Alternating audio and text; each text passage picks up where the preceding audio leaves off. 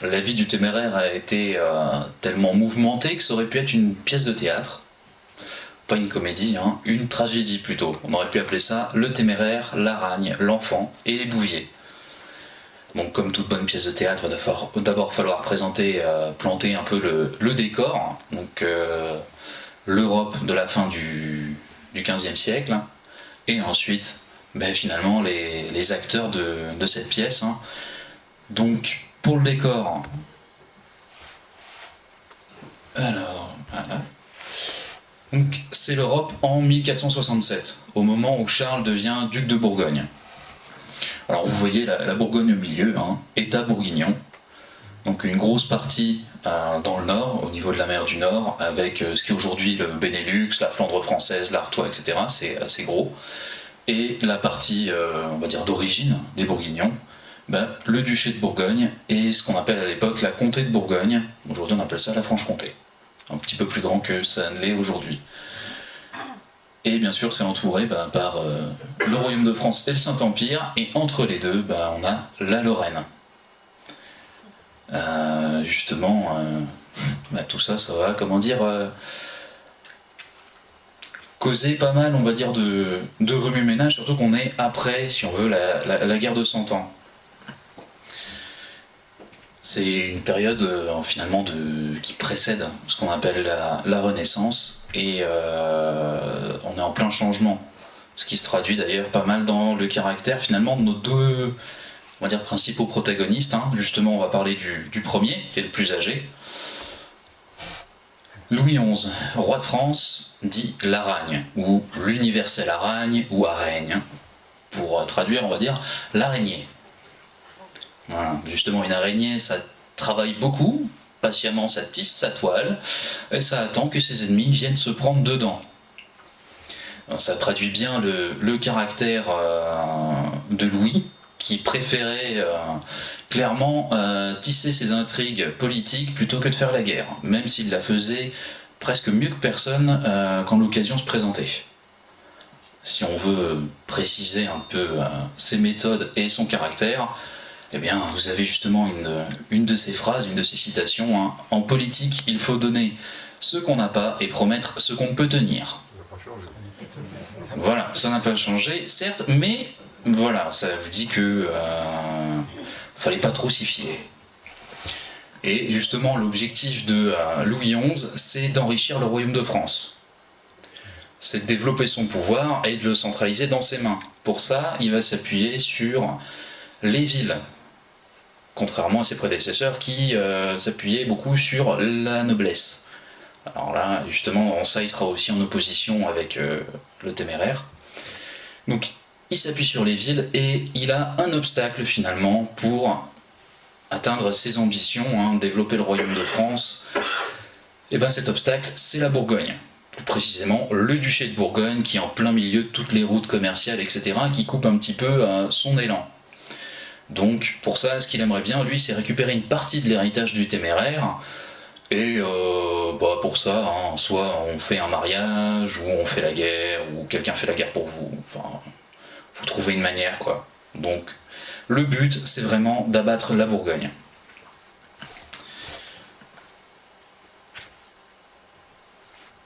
Voilà. En plus, son père a abattu les Anglais à la bataille de Castillon, près de Bordeaux, ce qui laisse finalement lui laisse possible de tourner toute son attention vers son cousin Charles. Justement, le cousin Charles de Bourgogne, qu'on appelle aujourd'hui le téméraire, hein, mais il a eu d'autres surnoms, hein, le hardi, le guerrier, le travaillant. Charles le téméraire, hein, comme son surnom le laisse penser, hein, c'était quelqu'un qui était très actif. Hein. C'est un athlète accompli. Il aime le sport, hein, notamment le tir à l'arc, la lutte, la voile même, et la joute, les tournois. Il aime la guerre. Mais pas que, c'est aussi un prince lettré, mélomane, hein, il aime la musique, il a sa chapelle privée où il entend la messe chanter tous les jours, hein, et c'est un prince qui est aussi très pieux. Il tient ça de ses deux parents, hein, Isabelle de Portugal et Philippe le Bon, surtout Isabelle de Portugal, Et contrairement à son père, même s'il aime autant ce luxe qui est tout bourguignon, hein, la cour de Bourgogne à l'époque, c'est la plus fastueuse du temps. Si vous voulez une cour avec de l'étiquette, des tapisseries merveilleuses, des bijoux, des armures, des diamants, etc., c'est la Bourgogne, c'est pas la France. Hein. Louis XI, il a quelques confidents, ses chiens, et il vit dans des châteaux qui sont assez dépouillés. Pas du tout dans la même ambiance. Donc Charles, il a grandi dans cette cour de Bourgogne, hein, qui est très fastueuse, très chevaleresque, hein, on y cultive beaucoup l'idéal de chevalerie. Et contrairement à son père, il va être très fidèle à son épouse. Ouais, ça sera un duc assez vertueux, ce qui est assez rare quand on pense à Charles VII, et qui, on va dire, peut-être le premier roi de France à avoir une maîtresse vraiment officielle, hein, Agnès Sorel. Et Philippe le Bon, hein, grand-duc d'Occident, qui a eu pas moins de 20 bâtards. Ça fait quand même un certain nombre. Hein. Avant le mariage, pendant, et puis voilà, hein, c'était pas juste pour ça. Voilà, donc le téméraire en ça est très différent de son père, hein, lui, rien de ce côté-là. Il aura juste une fille, hein, une unique héritière de son deuxième mariage avec Isabelle de Bourbon. Et le téméraire, il a un rêve. Ce rêve, c'est de recréer le royaume de Lotharingie. La Lotharingie, c'est un état qui s'étendait de la mer du Nord jusqu'aux Alpes, et voire même jusqu'à la Méditerranée. Et pour réunir, réussir ce rêve, il y a un petit état qui gêne, qui est un peu au milieu et qui lui manque pour faire la jonction entre les terres du Nord et la Bourgogne, c'est la Lorraine. Donc évidemment, avec de telles ambitions, on se fait pas que des amis, hein, que ce soit par jalousie ou parce qu'on a froissé quelqu'un, on se fait pas mal d'ennemis. Heureusement, c'est un grand travailleur, hein. C'est pour ça qu'il a eu le surnom de travaillant, et ça traduit bien sa devise, hein, vous l'avez en bas, je l'ai emprunt, c'est-à-dire je l'ai entrepris. Bon, on verra à la fin, il a peut-être un petit peu trop entrepris. Voilà. Le troisième acteur, le duché de Lorraine.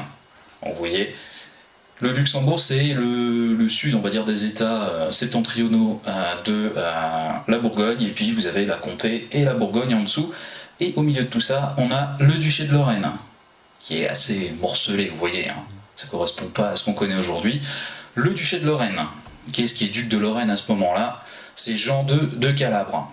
Rien que le surnom, ça vous laisse penser qu'il n'était pas souvent en Lorraine. Effectivement, il passait beaucoup de temps en Italie ou en Espagne à faire la guerre à d'autres monarques, à d'autres princes, parce qu'il avait des prétentions justement sur ces terres, de par finalement les héritages familiaux.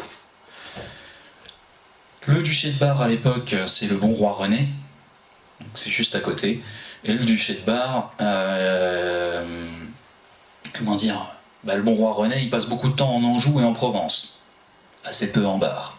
Donc ça fait des ducs qui sont un peu loin de leur possession, même s'ils sont, on va dire, très lettrés, etc. Hein.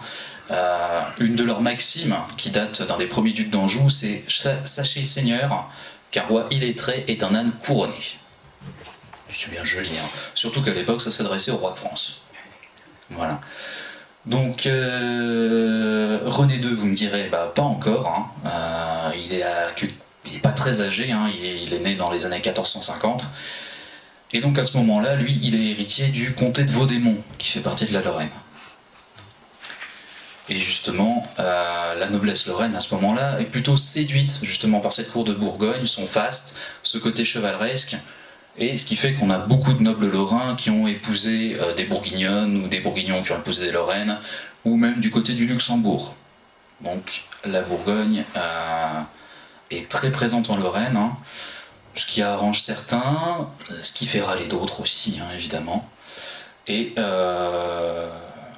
donc on a un peu deux partis en Bourgogne, hein, un pro-bourguignon et un plutôt pro-français.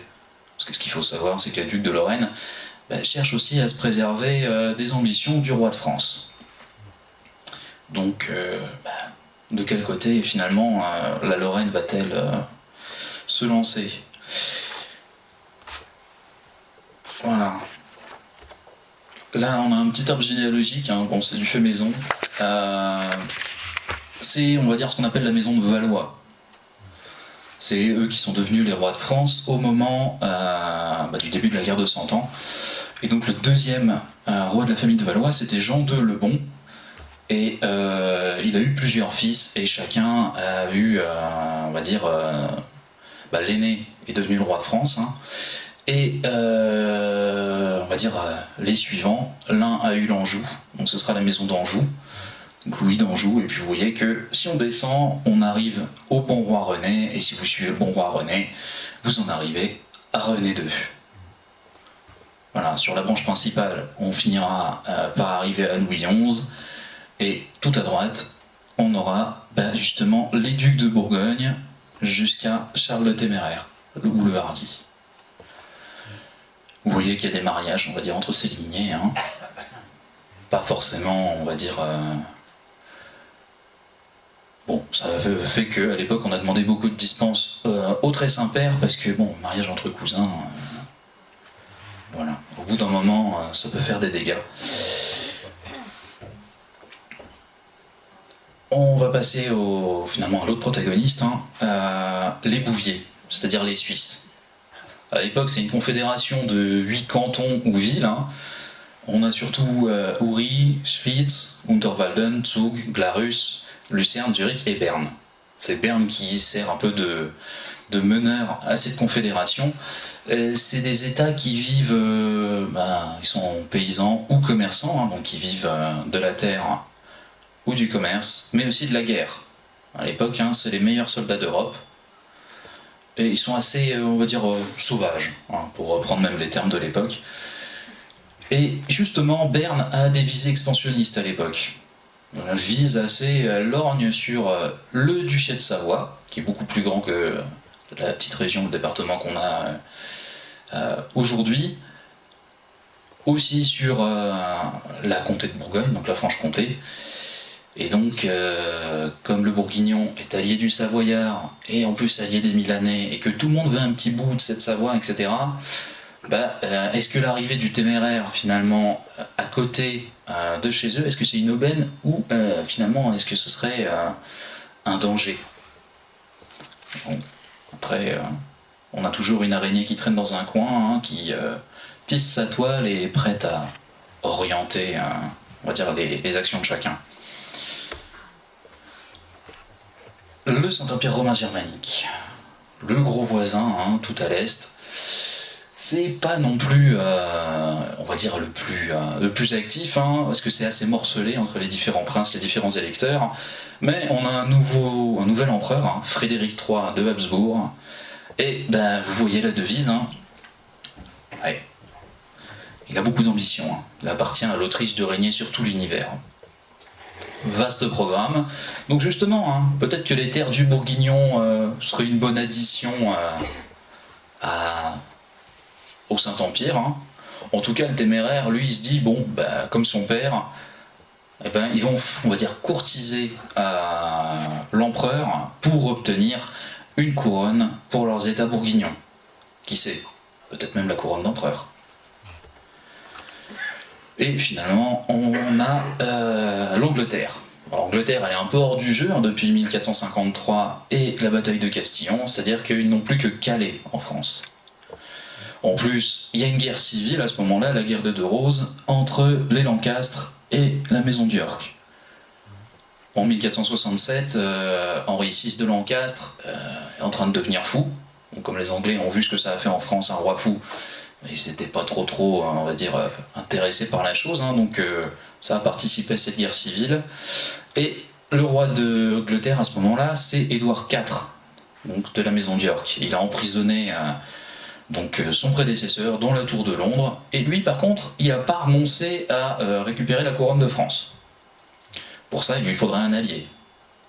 Et un allié, il y en a eu un jusqu'à un certain temps, hein, justement la Bourgogne. Et Charles est tout à fait prêt à s'allier avec l'Angleterre, puis si le roi d'Angleterre peut prendre la place du roi de France, hein, comme ça, il serait tranquille pour s'occuper de ses rêves. C'est pas une mauvaise idée. Mais bon, Louis XI pourrait aussi faire quelques concessions, et puis se mettre le roi d'Angleterre dans la poche, ou du moins le sortir du jeu. Donc, en juin 1467, c'est c'est le moment où Charles le Téméraire obtient son alliance justement avec l'Angleterre. Elle sera concrétisée par un mariage avec la sœur du roi d'Angleterre, Marguerite d'York. Et juste à ce moment-là, il apprend que son père est au plus mal. Donc il va se précipiter à Bruges, et il sera là pour ses derniers instants. Les chroniqueurs ont rapporté que la colère du Téméraire, enfin, pas la colère, pardon, pas cette fois-là, la douleur du Téméraire a été spectaculaire, au point que certains de ses courtisans ont trouvé qu'il en faisait un peu trop. Des cris, des hurlements, et il s'est presque arraché les cheveux, quoi. Bon. Donc, au mois de juin 1467, ça y est, Charles est duc de Bourgogne par la grâce de Dieu. Il est aussi duc de Brabant, Limbourg, Luxembourg, comte de Flandre, d'Artois, de Bourgogne, de Hainaut, de Zélande et de Namur, margrave du Saint-Empire, c'est-à-dire marquis du Saint-Empire romain germanique, seigneur de Frise, de Malines et de Salins, et j'en oublie. Donc il va passer les premières années de son règne à consolider son alliance avec l'Angleterre, asseoir son pouvoir sur ses États, et notamment il va devoir réprimer plusieurs rébellions dans le nord de ses États, principalement en Flandre, en Brabant et dans l'évêché de Liège, qui est tout enrayé. Et oui, Louis XI incite les villes du Téméraire à la rébellion. Et le Téméraire, il n'y va pas dans la dentelle, il humilie les villes, il les prive de leurs privilèges, et s'il faut, il va aller jusqu'à, raser la ville, etc. Donc malgré les objections de Louis XI, il va réprimer toutes ces rébellions, notamment sur la principauté de Liège. Et juste après, donc, il épouse, donc, en 1468, Marguerite d'York.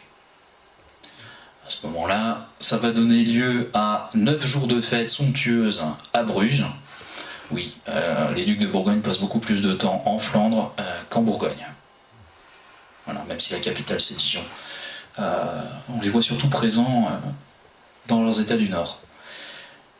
Et après ces 9 jours de fête somptueuses, un mariage, on va dire qu'on a même trouvé déjà à l'époque un petit peu trop somptueux, parce que ça fait beaucoup d'argent. Ça fait râler, on va dire, les villes de Flandre qui ont du mal à payer les extravagances des ducs de Bourgogne. Et il abandonne là son épouse et il va faire le tour de ses États en Hollande. Donc on voit tout de suite qu'il s'est marié avec elle plutôt pour s'allier avec le roi d'Angleterre. Et juste à ce moment-là, on a Louis XI qui décide de faire des siennes et qui va attaquer les alliés du Téméraire, notamment le duc de Bretagne, François II. Alors le Téméraire descend vite de la Hollande pour se mettre dans les villes de la Somme, donc en Picardie. Donc il rassemble toute son armée là, sur les villes de la Somme, et il hésite un peu. Il hésite tellement que Louis XI a le temps de régler son compte à François II. C'est-à-dire que les Bretons sont battus à plate couture par l'armée française, et le duc de Bretagne n'a pas d'autre choix que finalement d'abandonner son alliance, de renoncer à l'alliance avec le Bourguignon. Et quand le Téméraire apprend la nouvelle, il apprend aussi que Liège s'est rebellé, une nouvelle fois. Et puis qu'on crie un peu « Vive le roi de France, vive Louis XI » et tout ça. Bon, le petit problème c'est que à ce moment-là, il a l'armée française d'un côté et Liège de l'autre. Il peut pas vraiment partir parce que sinon, on va dire, il est un peu pris en étau. Donc il n'a pas le choix, il faut qu'il accepte une rencontre à Péronne. Chacun arrive avec ses exigences. Louis XI voudrait que le Téméraire coupe le pont avec tous ses alliés, le roi d'Angleterre, le duc de Bretagne, le propre frère du roi de France, Charles de roi de France, duc de Berry. C'est une tradition française de comploter contre son aîné. Et tout va plus ou moins bien jusqu'à ce que un chevaucheur arrive à Péronne et là on voit Charles entrer dans une fureur noire, à tel point que Louis craint pour sa vie. Et bien son cousin vient juste d'apprendre que certains dignitaires de sa cour auraient été massacrés par les Liégeois. Évidemment, il en rend responsable Louis. Alors là, le traité qu'on était en train de négocier, il est renégocié, hein, évidemment, tout à fait au désavantage du roi de France. C'est-à-dire que Louis XI va devoir garantir les villes de la Somme à Charles le Téméraire et faire d'énormes concessions juridiques au Téméraire, hein, donc ça le rapproche de son rêve d'indépendance. Et en plus de ça, le Téméraire l'emmène avec lui à Liège pour réprimer la révolte. Donc le roi de France, qui a encouragé les Liégeois, qui est allié avec eux, etc., part à l'assaut de la ville de Liège avec son cousin, le duc de Bourgogne. Évidemment, la propagande bourguignonne en fera des gorges chaudes. Hein. On dira que le roi est parti à l'attaque de Liège en criant « Vive Bourgogne », etc., et qu'il n'était pas le dernier à donner des coups d'épée. Ce qui est légèrement exagéré, hein, un petit peu. Non, beaucoup plus qu'un peu. Donc, Louis XI sera assez horrifié de cette expérience, hein, parce que le Téméraire va tout simplement anéantir la ville de Liège. Qu'est-ce qui va en rester après son passage ? Les églises. Il aura détruit toute la ville, mise à sac, pillée, incendiée, et aussi ils sont passés les quelques habitants qui étaient encore sur place, hein, donc on a à peu près 5000 victimes. Donc bon, c'est un gros coup pour la ville de Liège, pour le roi de France. Hein. Et c'est là que le Téméraire aurait dit « J'aime mieux être haï que méprisé ». Voilà. Il avait le chant chaud, hein, c'est peut-être son côté portugais, mais on va dire des fois ça pouvait être un peu excessif. Donc pendant ce temps-là, on est sur les 2 premières années, il a assis son pouvoir, hein, il a conclu une alliance, ça se passe plutôt bien. Donc l'année suivante, il est à Saint-Omer, il tient sa cour et il reçoit des ambassadeurs de tous les pays et il essaye de marier sa fille, Marie de Bourgogne. C'est un peu la meilleure carte qu'il a jouée, hein, pour atteindre son rêve d'une Lotharingie. Donc pour ça, il va proposer sa fille, enfin la main de sa fille, à presque tous les princes de l'époque, hein. Le fils du roi d'Aragon, le frère du roi de France, qui d'autre ? Ah oui, le fils de l'empereur. Il va proposer donc la main de Marie à Maximilien de Habsbourg, archiduc d'Autriche. On va dire les Habsbourg sont très tentés, hein, sont très intéressés par la proposition, et on fait des ouvertures aussi pour une couronne de Bourgogne ou de roi des Romains. Le roi des Romains, c'est le titre qu'on porte avant, enfin c'est quand on est élu roi des Romains, c'est avant d'être empereur, quoi. Donc les ambitions de Charles se précisent, hein. D'ailleurs il s'appelle bien Charles, hein, comme un autre Charles, Charles le Grand, Charlemagne. Et son père s'appelait Philippe, hein. Un autre Philippe, plus loin avant dans l'histoire, c'était le père d'Alexandre, Alexandre le Conquérant. Donc le Téméraire est persuadé d'être promis à un très grand avenir. L'année d'après, il proposera même la main de sa fille au duc de Lorraine, qu'on a vu, hein, Jean II de Calabre. Donc c'est aussi le moment où on a un autre Habsbourg qui arrive à Saint-Omer, c'est Sigismond de Tyrol, dit le Riche. Ce qui est assez ironique, parce que notre ami Sigismond n'a plus un sou, plus un seul, plus rien. Donc c'est pas pour rien qu'il va voir le Téméraire, hein. Il lui propose d'engager la Haute-Alsace, en échange de renflouer ses caisses, hein, et il veut une promesse aussi qu'il l'aide à reconquérir finalement les cantons suisses, les Suisses qui ont chassé les Habsbourg au XIIIe siècle. Donc bon, le Téméraire promet, hein, il donne l'argent, et il envoie en Haute-Alsace un bailli, Peter von Hagenbach, et ce brave homme, il est un peu expéditif, hein, tel point que les villes d'Alsace et les Suisses en seront vite exaspérés. Mais pour l'instant, le Téméraire, il a, on va dire, d'autres chats à fouetter, hein.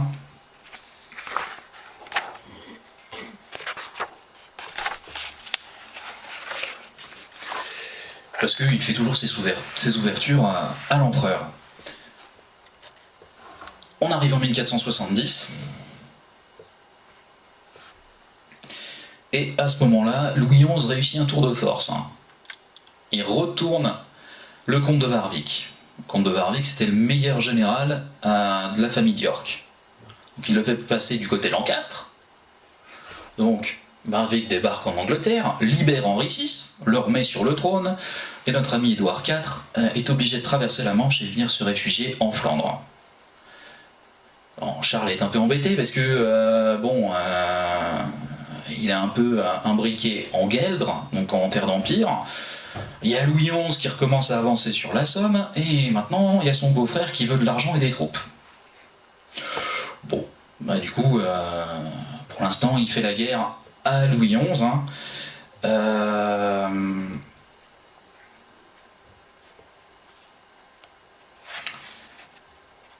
Donc, les hostilités commencent entre les Français et les Bourguignons l'année suivante, en 1471, et c'est sur plusieurs fronts. En Bourgogne, dans le Hainaut, donc on va dire la Belgique aujourd'hui, la Somme, enfin un peu partout. Et ça avance pas beaucoup. Sur, on va dire, du mois de janvier au mois d'avril, on attaque beaucoup de villes, assez peu sont prises, on fait surtout des chevauchées, c'est-à-dire qu'on ravage le pays autour des villes et on massacre un peu tout ce qu'on peut, que ce soit du côté français ou du côté bourguignon. Ça fait une espèce de concours assez macabre. Et au mois d'avril, on conclut une trêve. Oui, parce qu'à ce moment-là, le Téméraire a quand même fini par donner de l'argent et des hommes à son beau-frère, qui a repris le trône d'Angleterre, et on a profité pour tuer Warwick dans une bataille, exécuter Henri VI, ça y est, il aura définitivement perdu la tête, et juste après, il y a une nouvelle bataille où il tue le fils d'Henri VI. Plus de descendance. Voilà, donc de ce côté-là, il est tranquille. Donc le Téméraire, pendant ce temps-là, il se concentre à nouveau sur les terres de Gueldre, où il y a un conflit entre père et fils, entre Arnold et Adolphe de Gueldre. Donc le Téméraire prend le parti du père, qui finira par, comme Sigismond, lui engager la Gueldre contre une très forte somme.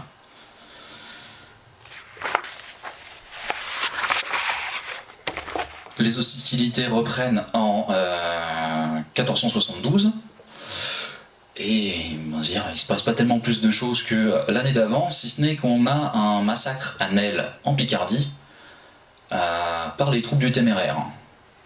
Voilà, il dira même... Pardon. Bravo les enfants, quelle boucherie vous avez fait là. Voilà, c'était à peu près ça.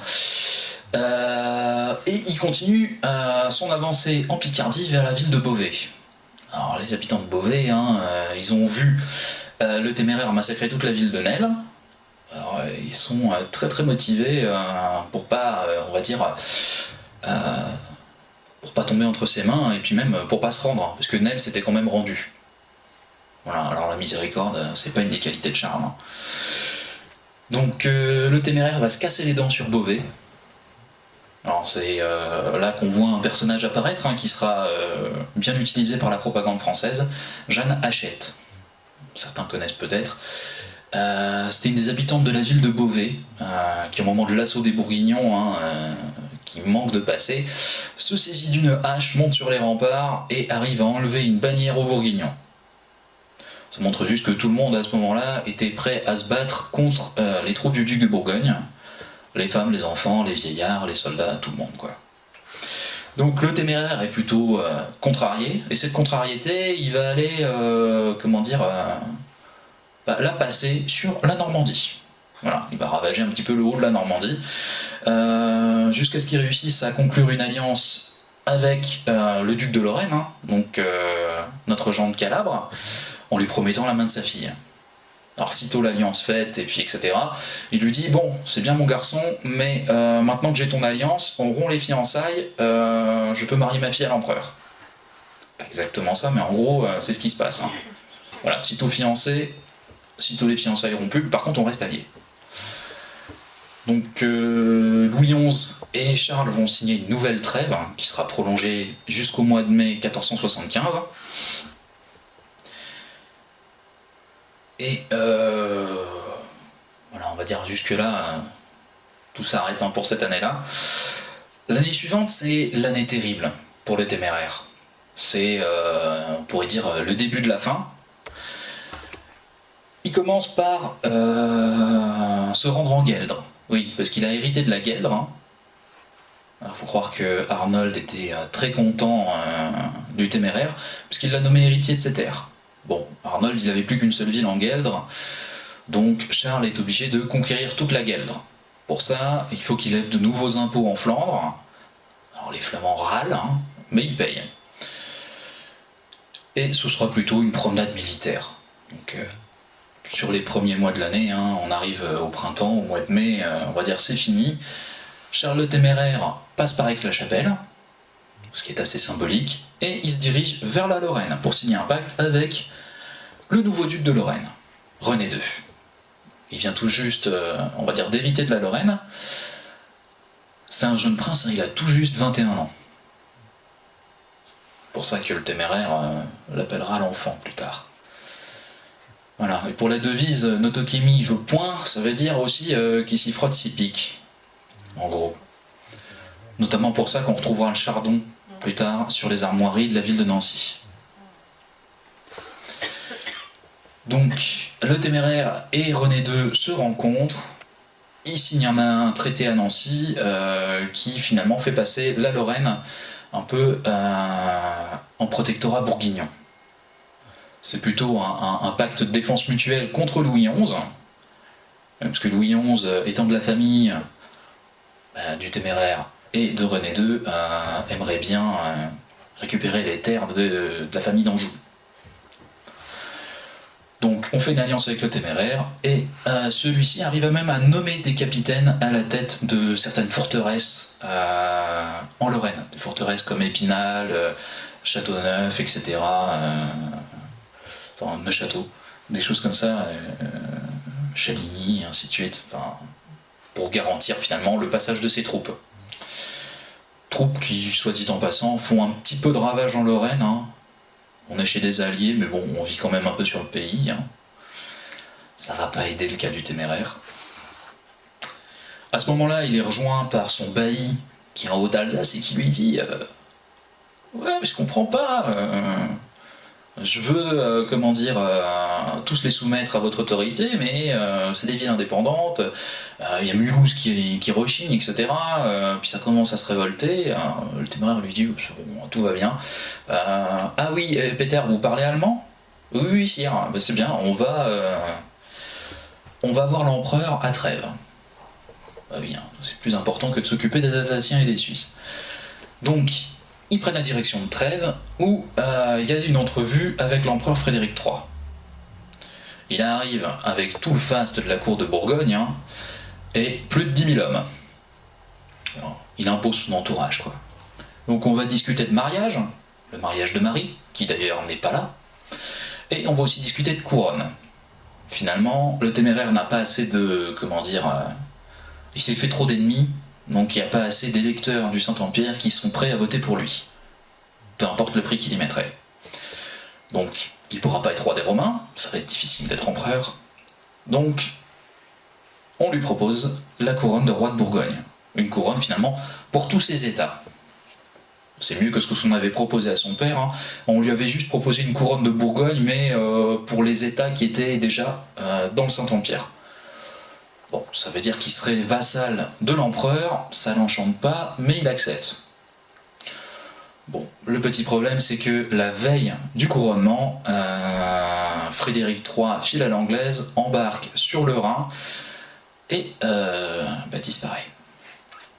Oui, grosse déception pour le Téméraire. Faut croire que son arrogance, son faste et son entourage ont peut-être un petit peu effrayé l'empereur. Donc il est assez déçu, pourtant il accepte d'aider l'archevêque de Cologne qui a besoin de lui pour reprendre quelques villes. notamment la ville de Neuss, juste à côté de Cologne. Il lui dit oui, oui, je viendrai vous aider, mais l'année prochaine. Donc il repasse par la Lorraine et il descend vers l'Alsace et la Suisse pour aller calmer un petit peu tout ce monde-là. Alors il rassure tout le monde, Louis XI est en train de se dire mince, j'avais tout fait ce qu'il fallait, mais il rassure tout le monde. Bon, pas de panique, notre ami Peter, il va rester en Alsace, donc ça peut encore s'arranger. Au début de l'année 1474, il passe par Dijon et il en profite pour enfin faire inhumer ses parents dans la Chartreuse de Champmol. La Chartreuse de Champmol, ça n'existe plus, mais c'est un peu le Saint-Denis des ducs de Bourgogne. Donc on procède à des funérailles grandioses, et à ce moment-là, il y a Sigismond qui arrive, et lui il en a marre d'attendre. Il veut reprendre finalement le lieu d'origine de sa famille dans les cantons suisses, et finalement il se dispute avec le Téméraire, et donc il part de son côté, et il va solliciter une alliance avec les villes alsaciennes et les Suisses. Bon, c'est un peu leur ennemi héréditaire, mais ils se disent, bon allez, ce sera jamais pire que le Téméraire. Donc ils acceptent, et ils vont signer ce qu'on appelle l'Union de Constance. C'est un peu un pacte de défense mutuelle, mais de la défense mutuelle à la guerre de défense, il n'y a qu'un pas. Surtout que Louis XI signe aussi cette Union de Constance. Voilà. On retrouve notre araignée. Quelques mois après, le Téméraire est en Lorraine, et c'est un peu à ce moment-là qu'il va humilier notre duc de Lorraine en l'appelant l'enfant. Ça va un peu le vexer. Voilà, il admirait le Téméraire, mais bon, c'est vrai qu'entre un prince de... attendez... 60...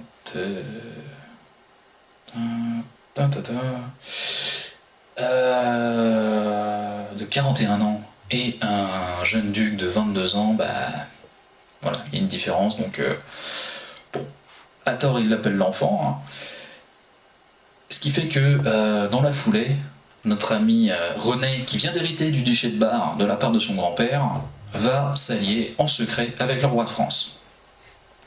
Le roi de France place des troupes dans le duché de Bar, et il dit à René qu'il ne faut pas attaquer tout de suite. On va attendre la fin de la trêve l'année suivante. D'accord. Le Téméraire, lui, il continue justement vers les terres d'Empire, il va à Neuss, il met le siège en juillet, et c'est là qu'il apprend que les Suisses lui déclarent la guerre. Bon, il voit les Suisses comme une bande de bouillés de paysans, donc ça lui importe peu. Jusqu'à ce qu'il apprenne la défaite de sa cavalerie à Héricourt, en Franche-Comté. Défaite, mais à plat de couture. Infanterie suisse contre cavalerie bourguignonne. Point pour la Suisse, quoi. Mais bon, il bouge toujours pas. C'est un peu un jusqu'au boutiste, Charles, et il faut qu'il aille au bout de ce qu'il a entrepris. On arrive en 1475, ce qui sera un peu l'apogée, mais très très courte, du Téméraire. Donc, en 1475, c'est à ce moment-là que il reçoit le défi du jeune duc de Lorraine, de l'enfant. Il lui envoie un héros avec un gant ensanglanté pour lui signifier qu'il lui déclare la guerre. Le héros, il en tremble un peu dans ses chausses, il n'est pas rassuré. On l'appelle pas le Téméraire ou le hardi pour rien. Il est connu pour ses colères. Finalement, non. Il est assez étonné parce que à ce moment-là, le Téméraire lui donne 500 pièces d'or, une cape en brodée de fil d'or, et le renvoie en Lorraine en lui disant dis à ton maître que bien bref en Lorraine serait. À ce moment-là, on est vers le mois de mai. Donc pendant ce temps-là, les Lorrains sont en train de chasser les Bourguignons de Lorraine. Le truc, c'est que Frédéric III vient de déclarer la guerre à Charles. Donc, bien bref, pas tant que ça. Il faut d'abord conclure une paix avec Frédéric, et à ce moment-là, ça lui est un peu sorti de la tête à Charles. Il y a son beau-frère Édouard, roi d'Angleterre, qui vient de débarquer à Calais avec une armée, et qui attend que Charles le rejoigne avec son armée pour conquérir le royaume de France contre Louis XI. Et bien sûr prendre la couronne de France. Alors le Téméraire, il va pas tout de suite, hein. Son armée continue vers la Lorraine, lui il va à Calais, il rencontre son beau-frère, et ben, quand il le voit arriver sans armée, je veux dire, ça râle un peu. Et c'est là que Louis XI, on va dire, fourre son nez là-dedans. Hein. En ce moment-là, en plus, lui, il a avancé sur les villes de la Somme, donc le Téméraire sait plus trop où donner de la tête. Hein. Alors il y a les Suisses, il y a les Lorrains, le roi d'Angleterre, le roi de France, ça fait beaucoup de choses. Et ben c'est là qu'on a vraiment la fin de la guerre de 100 ans, parce que le roi de France et le roi d'Angleterre signent le traité de Piquigny, en Picardie, et ils décident finalement, en gros, le roi de France paye le billet de retour du roi d'Angleterre. Il lui donne une grosse somme d'argent, hein, il lui paye son retour, quoi. Voilà. Et le roi d'Angleterre accepte de signer une trêve pour plusieurs années. Donc Louis XI est tranquille et le Téméraire a perdu un nouvel allié. Bon, pour être tranquille de ce côté-là, hein, le Téméraire et Louis XI signent un traité, un nouveau, une trêve de 9 ans. Là, c'est René qui perd un allié. Ah oui, les troupes françaises, elles partent de barre. Donc le Téméraire peut concentrer toute son attention sur le jeune duc, et là c'est un rouleau compresseur bourguignon qui arrive du nord et du sud, et qui reprend toutes les places fortes de Lorraine. Hop, donc le 30 septembre, les Bourguignons arrivent à Nancy, ils mettent le siège, hein, ça se transforme assez vite en duel d'artillerie. C'est le frère bâtard de René, hein, le bâtard de Lorraine, qui s'appelait Jean, qui commande la place et qui va résister jusqu'au 30 novembre, où il va se rendre. Le 30 novembre, par coïncidence, c'est aussi le jour de la Saint-André. La Saint-André, c'est un peu la fête des Bourguignons. Voilà, ils portent souvent une croix de Bourgogne sur leurs armes. Donc Charles se proclame duc de Lorraine, et il fait de Nancy la nouvelle capitale de ses États. Et il y a plus de 80 seigneurs lorrains qui signent finalement sa proclamation. Certains sont partisans, d'autres sont ralliés, et puis d'autres encore, c'est René qui est complètement découragé, qui leur a dit allez-y quoi, hein, suivez le mouvement. Au début 1476, le Téméraire décide de partir vers Berne, la Suisse. Il a décidé, ça y est, de se venger. Oui, parce que les Suisses, entre-temps, ils ont un peu pillé le pays de Vaud, la Franche-Comté, etc. Et la duchesse de Savoie l'appelle au secours. Soit dit en passant, c'est la sœur de Louis XI. Donc elle essaye de résister à son charmant frère, qui, plein d'amour fraternel, essaye de lui prendre partie de son duché. Donc, on commence les guerres de Bourgogne. Le Téméraire, il se met en marche vers les Suisses, avec plus de 20 000 hommes, à peu près, et 300 canons. Bon, il a une armée de métier, certes, mais elle est composite. Il y a plusieurs langues, et donc il a des Bourguignons, des Flamands, des Italiens. Alors les Italiens, souvent, c'est des mercenaires anglais aussi, pour les archers, et justement des Savoyards. Donc beaucoup de cavalerie quand même, et bien sûr, il a une partie de ses vassaux qui viennent avec lui. Donc il marche sur Berne, et arrivé à Berne, sur le chemin de Berne, il arrive sur la ville de Grandson. Grandson qui a une petite garnison bernoise de 500 hommes. Alors 500 contre 20 000, vous me direz, ça fait pas beaucoup. Donc arrivé le 18 février, il prend finalement la forteresse le 28, qui se rend, et il va pas du tout faire preuve de miséricorde une nouvelle fois contre ses adversaires. Il reste un peu plus de 400 Suisses, il fait moitié-moitié, il en pend la moitié, il noie l'autre moitié dans le lac. Voilà, donc on comprendra assez vite le cri de guerre des Suisses qui sera Grandson, Grandson, Grandson. Voilà. Et justement, c'est là que l'armée suisse, qui a mis un peu de temps à se réunir, marche sur le Téméraire. Alors, comme vous pouvez le voir, c'est principalement de l'infanterie, donc on a beaucoup de piquets, avec des piques de près de 5 mètres, pour faire une phalange justement comme les phalanges macédoniennes. des arbalétriers, des coulevriniers, donc les premières armes à feu, et des hallebardiers. Et tout ça s'est formé dans un carré qu'on va appeler un hérisson. Voilà. Donc, le 2 mars 1476, au nord-est de Grandson, les deux avant-gardes, suisses et bourguignonnes, se rencontrent. Les coulevriniers suisses ouvrent tout de suite le feu. Le temps que le téméraire arrive, la bataille est engagée, mais on en a encore à se tirer dessus. Il met son artillerie en place, et à ce moment-là, les Suisses ils se mettent à genoux pour faire une prière. Le téméraire il se dit, c'est le moment, il prend sa cavalerie, il charge. Évidemment, le temps qu'il arrive, les Suisses ils se sont remis en mouvement, ils sont en carré, et la charge de cavalerie se brise sur le carré. Bon, on passe le relais à l'artillerie, mais ni la cavalerie ni l'artillerie ne font suffisamment de dégâts. Le téméraire tente une manœuvre, il fait reculer son centre pour attirer les Suisses et les prendre en tenaille. Bon, c'est juste le moment où on entend les cornes suisses qui résonnent, et on voit les plus de 10 000 Suisses qui débarquent, qui dévalent le flanc de montagne, pile au moment où les hommes du téméraire voient leur duc reculer. Ils se disent, allez, on est foutus. Donc tout ce petit monde part en débandade. Ça y est, c'est la panique totale. Les près de 20 000 hommes du téméraire fuient le champ de bataille, les Suisses restent maîtres du terrain, et puis ils peuvent piller à loisir le camp du téméraire, où ils vont pouvoir prendre sa vaisselle d'or et d'argent, ses diamants, ses tapisseries, et y compris les filles qui accompagnaient le camp du téméraire. Donc les Suisses sont très très contents, ils ont fait un beau butin. Par contre, après, quand ils arrivent à Grandson, ils sont un peu moins contents. Ils regrettent de ne pas avoir eu de cavaliers pour, on va dire, massacrer les Bourguignons, qui n'ont perdu que... ils n'ont même pas perdu 1000 hommes. Donc le téméraire considère qu'il n'y a pas eu bataille et qu'il a joué de malchance.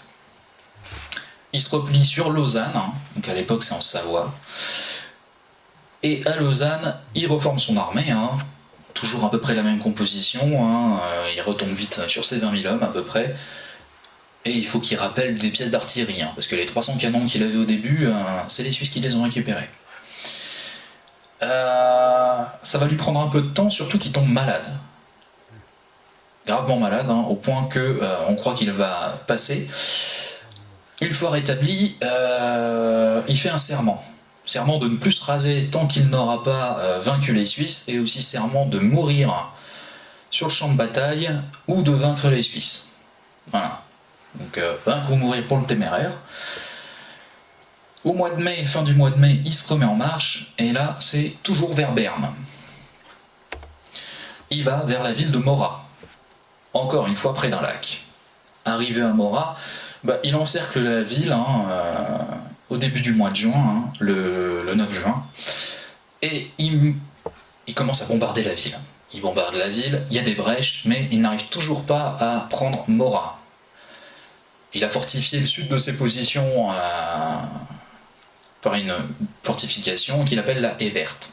Il y a mis une partie de son infanterie, quasiment une partie de son artillerie, et il attend les Suisses de ce côté-là. Il essaye de prendre les ponts qui, eux, sont en Suisse. Oui, parce que, pour expliquer, Morat, c'est... on n'est pas en Suisse à l'époque. Morat, c'est en Savoie, donc à ce moment-là, les Bernois, ils sont tout seuls.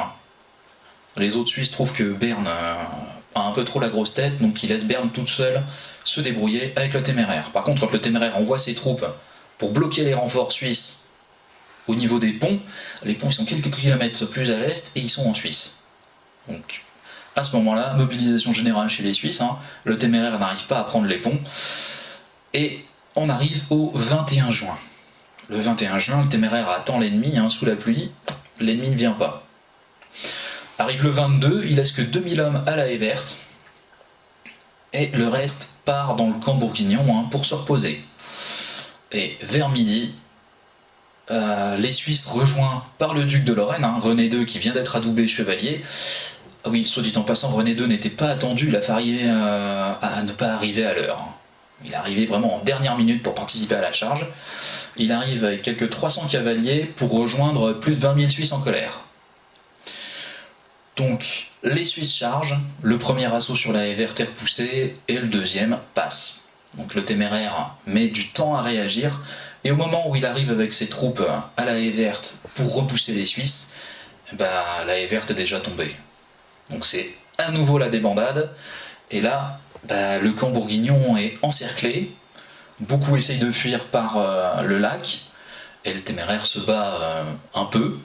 Parce que on va dire c'était 1 heure de bataille, une demi-heure pour prendre la haie verte, une demi-heure pour mettre le reste de l'armée bourguignonne en déroute, et après on massacre tout ce qu'on peut. Oui, quand je vous dis tout ce qu'on peut, on a des chiffres assez variés qui vont de 8 000 à 18 000 morts côté bourguignon. Ils font pas un seul prisonnier. Le reste s'enfuit, avec le Téméraire en tête. Le Téméraire il va fuir quasiment d'une traite jusqu'en Franche-Comté. Et les Suisses font à nouveau un très gros butin. Et aujourd'hui vous avez des algues rouges dans le lac de Morat et les Suisses les appellent le sang des Bourguignons. Depuis. Donc le Téméraire il retourne en Franche-Comté, il essaye de rassembler une armée, et là, les villes de Flandre, elles en ont assez. Elles prennent plus ou moins sa fille en otage, et refusent de lui payer sa nouvelle armée. Donc il va réussir, vaille que vaille, à rassembler une armée de 10 à 12 000 hommes. On est loin, finalement, de la belle armée bourguignonne. Et ça va lui prendre du temps, parce qu'il se mettra en marche qu'au mois de septembre. Il a été battu au mois de juin. Pendant ce temps-là, les Lorrains, ils ont eu le temps de progresser à nouveau en Lorraine. Les Suisses, ils se sont installés dans le pays de Vaud, qu'ils ont ravagé, et un peu aussi en Franche-Comté. Donc le Téméraire, qui priorise finalement son rêve de l'autarcie, va décider de marcher sur Nancy. Et donc, sur cette marche de Nancy, il va reprendre quelques places fortes, où d'autres vont se rendre, notamment Épinal. Et il arrive à Nancy au mois d'octobre, 10 jours après que les Lorrains l'aient reprise. Mince, il n'a pas été assez rapide. René II n'est pas dans la ville. René II à ce moment-là vient de partir et il a promis aux Nancéiens de revenir 2 mois plus tard, avec des renforts. Donc il est parti en Alsace et en Suisse. Donc on a 2 à 3 000 hommes dans la ville de Nancy. À l'époque, Nancy, c'est une petite ville dans un petit duché, ça fait 400 mètres par 600. Voilà, donc, vous voyez, ça va à l'époque de la place Carrière à la place Carnot et de la place de Vaudémont à la porte de la Craffe. C'est pas très grand, donc c'est assez facile à encercler et pour faire un siège. Bon, ce serait facile si on n'était pas en hiver. D'ailleurs, j'ai fait une faute, c'est pas l'octobre 1477, c'est 76. C'est le pire hiver du siècle, du XVe siècle. Donc il fait très froid, on a vite la famine, parce que le ravitaillement n'arrive plus, les Lorrains harcèlent le ravitaillement bourguignon, et il y a la maladie qui s'en mêle. Donc ça, plus les désertions et les exécutions du Téméraire, au mois de janvier 1477, il ne reste plus que la moitié de ses hommes, quoi. Et encore tous ne sont pas en état de se battre. Pendant ce temps-là, René a réussi à rassembler 20 000 hommes ou plus grâce à ses alliés alsaciens, allemands et suisses. Enfin, alliés suisses, c'est vite dit, c'est des mercenaires. Heureusement que Louis XI lui a donné de l'argent pour les intéresser, et on leur promet à nouveau un gros butin. Ah oui, ils ont gardé en mémoire les butins de Granson et Morat, donc on va dire, ils y vont pas pour rien. Et il envoie donc son maître d'hôtel comme messager pour annoncer la bonne nouvelle aux Nancéiens. Malheureusement pour lui, ce brave homme est fait prisonnier par les hommes du Téméraire et sera exécuté. Apparemment, il allait dire au Téméraire pour sauver sa tête que son mercenaire préféré, Campo Basso, l'avait trahi. Déjà. Bon, oui, faut dire qu'au début, Campo Basso a demandé à Charles d'épargner le prisonnier. Le téméraire, lui a mis une belle gifle. Et à ce moment-là, le messager dit Sire, j'ai quelque chose à vous révéler. Et à partir de ce moment-là, le mercenaire était très pressé de voir le messager lorrain passer de vie à trépas. Ce qui est un peu suspect. Donc, le duc de Lorraine arrive avec ses alliés suisses et autres à Saint-Nicolas-de-Port le 4 janvier 1477, et il est rejoint justement par Campobasso. Ah oui, il a déserté avec ses mercenaires, et il lui révèle bien sûr tout le plan de bataille du duc de Bourgogne. Ah oui, ça aide. Mais bon, personne ne veut se battre avec un traître, donc on envoie Campobasso au pont de Bouxières-aux-Dames, donc beaucoup plus au nord, pour couper la retraite bourguignonne si jamais il voulait filer vers Metz, qui est plutôt sympathisante du Bourguignon. Le 5 janvier au matin, on entend la messe et on se met en marche sur Nancy. À la sortie de la ville de Saint-Nicolas, il y a un bourgeois qui met en Perse des tonneaux qui ont été bénis à la Saint-Jean. Il dit buvez le bon vin. Et ça reste le vin de la victoire. Pendant ce temps-là, Charles met ses troupes en ordre de bataille. Donc il a 5 à 6 000 hommes. Il se met au niveau de Bonsecours, là où vous avez l'église de Bonsecours aujourd'hui. Il monte sur Moreau, son cheval noir, et à ce moment-là, son cimier tombe.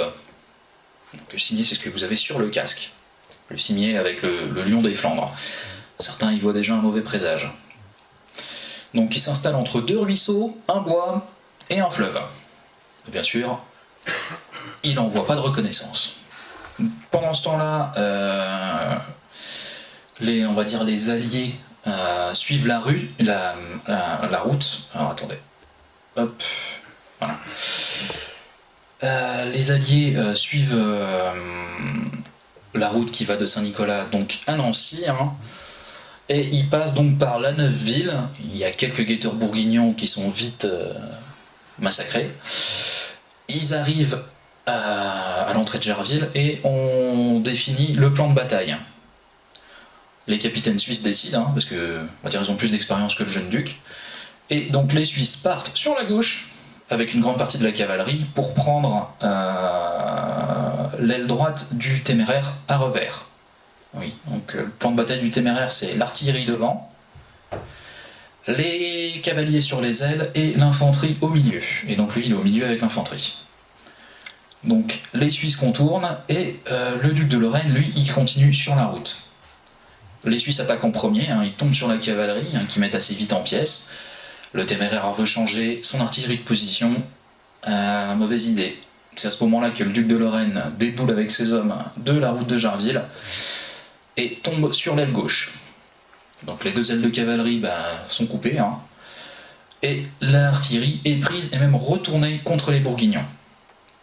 Donc à ce moment-là, l'aile droite s'enfuit justement vers Bouxières-aux-Dames, et l'aile gauche va traverser le gué de Tomblaine, pour ceux qui sont encore vivants. La bataille continue, le téméraire s'accroche, il résiste pendant 1 heure. Il va résister, il va se battre, il va même être baissé plusieurs fois, jusqu'à ce qu'il se rende compte que c'est trop tard. Il ne peut plus rien faire, et donc il va battre en retraite vers l'étang Saint-Jean. L'étang Saint-Jean, à côté de la commanderie, aujourd'hui c'est la place de la commanderie, vous avez une vieille tour, c'est là qu'il avait mis son quartier général. Oui, voilà. Donc là vous avez la tente avec justement la commanderie Saint-Jean, que vous pouvez toujours voir. Voilà. Donc, le téméraire est toujours sur Moreau, il arrive à l'étang Saint-Jean, et il chute. On le perd de vue. Ce reste de son armée se débande vers Bouxières-aux-Dames, où elle est massacrée. Il y a très très peu de survivants. Campobasso voudrait bien faire des prisonniers pour avoir des rançons, mais les Suisses, non, ils veulent pas de prisonniers. Donc il a plus d'armée. Le soir même, René entre triomphalement dans Nancy par la porte de la Craffe, monté sur sa jument blanche qu'on appelle la Dame. Le lendemain, c'est l'épiphanie. grand-messe, etc., on tire les rois, toujours pas de nouvelles du téméraire. Arrive le soir, et Campo Basso arrive avec un jeune page, qui s'appelle Colonna, et lui dit, justement, le page dit qu'il a vu le téméraire à l'étang Saint-Jean, pour la dernière fois. Comme il est un peu tard, on n'y va pas tout de suite, on est en hiver, il y a de la neige partout, un peu comme aujourd'hui, et donc le surlendemain de la bataille, le 7 janvier, on va à la recherche du téméraire. Voilà, vérifier s'il est mort ou le faire prisonnier, Et on va sur l'étang Saint-Jean et on le retrouve. Nu, mangé par les loups, blessé par plusieurs coups de pique et la tête fendue. Le page et le médecin portugais du téméraire vont l'identifier grâce à plusieurs signes physiques, ses mains qui étaient très soignées, quelques dents qui lui manquent, une cicatrice au cou qui date de, on va dire, ses premières batailles contre Louis XI, et quelques autres traits physiques. Donc on va porter le téméraire Grand Rue à Nancy. Vous avez aujourd'hui des pavés qui indiquent la date. C'est là qu'il a été préparé pour ses funérailles. Donc René II lui fera de très belles funérailles. Bon, après c'est un peu comme... on honore le vaincu pour s'honorer. Et dès l'année suivante, René II instituera la fête nationale des Lorrains, le 5 janvier, où on fera procession et ça finira devant la collégiale Saint-Georges, où on priera pour l'âme du téméraire. Voilà. Donc, le téméraire est décédé. Celui qui en apprend tout de suite la nouvelle, 4 jours après le décès, c'est Louis XI. Louis XI va tout de suite réagir. Il va empêcher tous les messagers bourguignons d'arriver à la cour de Bruges pour prévenir la fille et la femme du téméraire, qui n'apprendront la nouvelle qu'à la fin du mois. Et donc il se précipite, il attaque la Somme, l'Artois, la Bourgogne et la Franche-Comté. Il perd pas de temps. Son avance ne sera arrêtée que par le mariage de Marie et Maximilien. Et oui, le fameux rêve bourguignon, ce rêve s'accomplit un peu si on veut. Voilà, les Bourguignons vont dorénavant s'appeler Habsbourg. Donc le Louis XI continuera à attaquer les terres de Bourgogne jusqu'en 1482. Oui, pour ceux qui croyaient que Louis XI restait tout le temps assis sur son fauteuil, non. Il a plutôt passé plus de temps en selle qu'ailleurs. Et quand il fallait faire la guerre, il savait la faire. Et comme son cousin, il prenait pas de gants. Voilà, donc il gardera à la fin de sa guerre avec Maximilien de Habsbourg, l'Artois, la Picardie, enfin une grande partie de l'Artois, toute la Picardie, et toute la Bourgogne, mais pas la Franche-Comté. Donc voilà, ça rebat un peu les cartes finalement de l'Europe à ce moment-là. Ce qui expliquera aussi toutes les guerres que la France aura avec l'Espagne et le Saint-Empire, que ce soit avec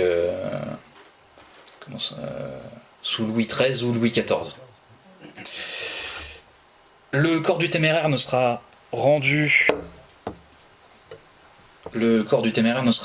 à sa famille qu'en 1550. C'est Charles Quint, son arrière-petit-fils, qui obtient restitution du corps. Oui, la fille de Charles avait demandé le corps à René II, mais il lui a dit qu'il ne faisait pas commerce de cadavres. Oui, mais il voulait garder son trophée. Donc, Charles Quint récupéra le corps et il le demande à Christine de Danemark, régente du duché de Lorraine, pour son fils Charles III. Christine de Danemark, c'est l'arrière-petite-fille de Charles le Téméraire et la nièce de Charles Quint. Donc vous voyez qu'à ce moment-là, l'ancienne maison de Bourgogne, donc maison de Habsbourg, et la maison de Lorraine ont déjà commencé à s'unir. Petite ironie de l'histoire, parce que on finira par avoir un duc de Lorraine qui deviendra empereur du Saint-Empire bien plus tard, et c'est pour ça qu'on parlera de famille de Habsbourg-Lorraine. Voilà. Merci.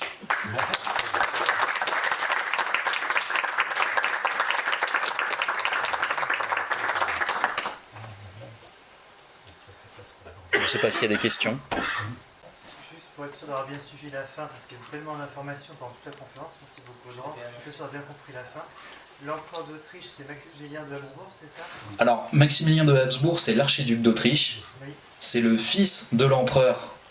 C'est le fils de Frédéric III, qui est empereur du Saint-Empire romain germanique. Ah oui, c'est là. Donc, à la mort de son père, il deviendra empereur. Donc à ce moment-là, il est qu'archiduc d'Autriche. À ce moment-là, oui, au moment de son mariage. Et c'est bien lui qui arrête l'avancée du roi de France pendant sa guerre contre la Bourgogne. Exactement. D'accord. Et on sait qui a tué. Ah, alors, qui a tué? Qui a tué. Alors, petite histoire, hein, on n'en est pas sûr, hein, ça pourrait être un Suisse, un Allemand, un Alsacien ou un Bourguignon, mais on pense que un chevalier lorrain aurait tué le téméraire. Hein. Claude de Bosemont, châtelain de Saint-Dié. Oui. Voilà. Donc il aurait tué le téméraire. Par contre, notre pauvre chevalier lorrain était, enfin pauvre, hein, il était sourd comme un pot, le brave homme. Et donc, en voyant un Bourguignon à terre, qu'il entendait crier Vive Bourgogne, vive Bourgogne. Peut-être qu'il criait Sauve Bourgogne, hein. Mais bon. Mais il entendait Vive Bourgogne. Hein.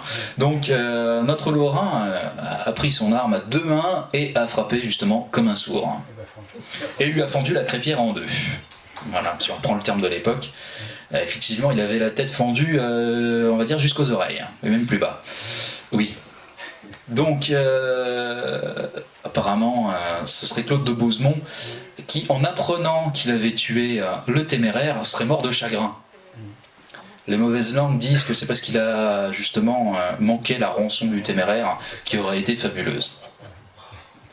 Mais l'argent ne fait pas le bonheur.